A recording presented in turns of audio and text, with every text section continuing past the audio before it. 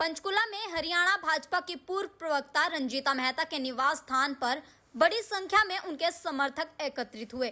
समर्थकों ने रंजीता मेहता के पक्ष में नारेबाजी करते हुए भाजपा द्वारा उन्हें टिकट ना दिए जाने पर रोष व्यक्त किया।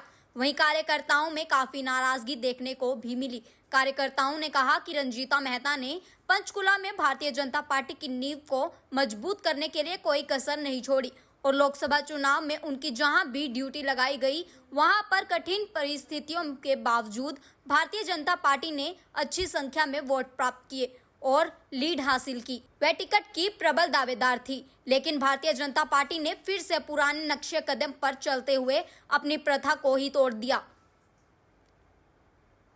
वहीं रंजीता मेहता ने कार्यकर्ताओं को शांत करवाते हुए कहा कि भारतीय जनता पार्टी विश्व की सबसे बड़ी पार्टी है और हम एक विचारधारा से जुड़े हैं, किसी व्यक्ति विशेष से नहीं।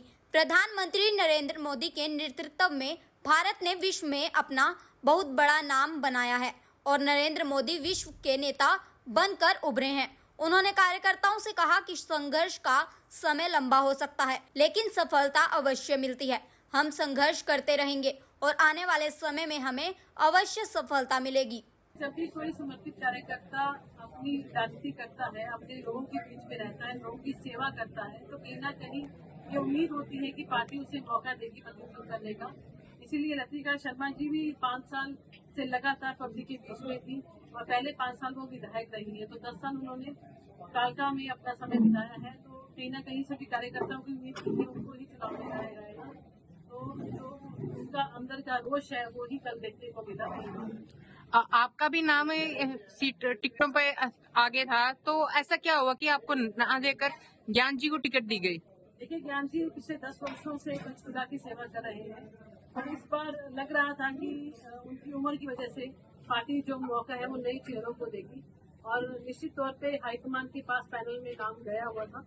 और मैं ये मानती हूँ कि जब दादा गौतम जी को मौका दिया जा सकता है 78 वर्ष की उम्र में, तो ज्ञान जी तो उनसे 2 वर्ष छोटे हैं, तो पार्टी ने फिर से एक बार उनके ऊपर भरोसा जताया है और उनको मैदान में उतारा है। तो मैं पार्टी की समर्पित कार्यकर्ता हूँ।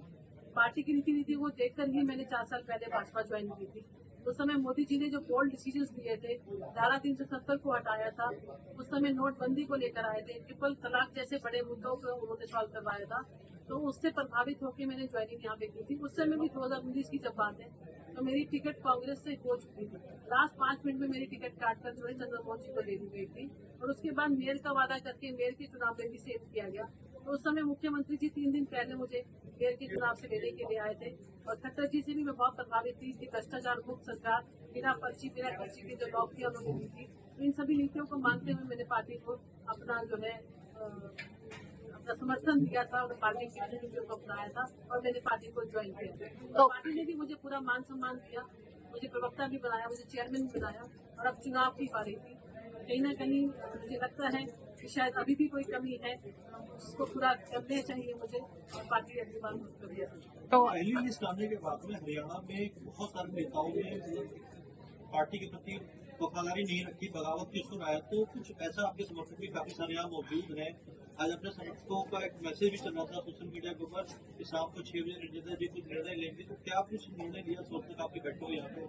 देखिए, मेरे हस्बैंड बीमार हैं, हॉस्पिटल में एडमिट हैं और मैं लगातार उनके साथ हॉस्पिटल में ही हूँ। तो सब लोग मिलना चाहते थे क्योंकि टिकटों के डिक्लेयर होने के बाद सबसे नहीं मिल पा रही थी और अस्पताल में एक लिमिटेशन है, एक घर तक भीड़ होगा सकती है।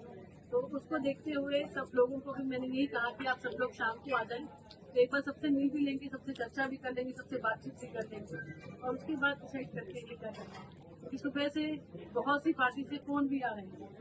आम आदमी पार्टी वाले कह रहे हैं हमारे से चुनाव लड़ सकते हैं, बीजेपी वाले कह रहे हैं हमारे से लड़ सकते हैं, इंडियन नेशनल लोग कह रहे हैं हमारे से लड़ सकते हैं, कोई लोग कह रहे हैं कि हम इंडिपेंडेंट आ जाएंगे।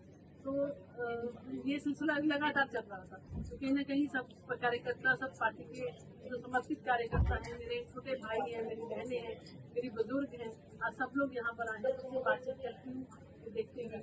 पार्टी की तरफ से कोई आपसे मैसेज दिया गया हो कि ये टिकट आपकी नहीं कटी, कोई आश्वासन दिया गया हो, कुछ उस टाइप से कुछ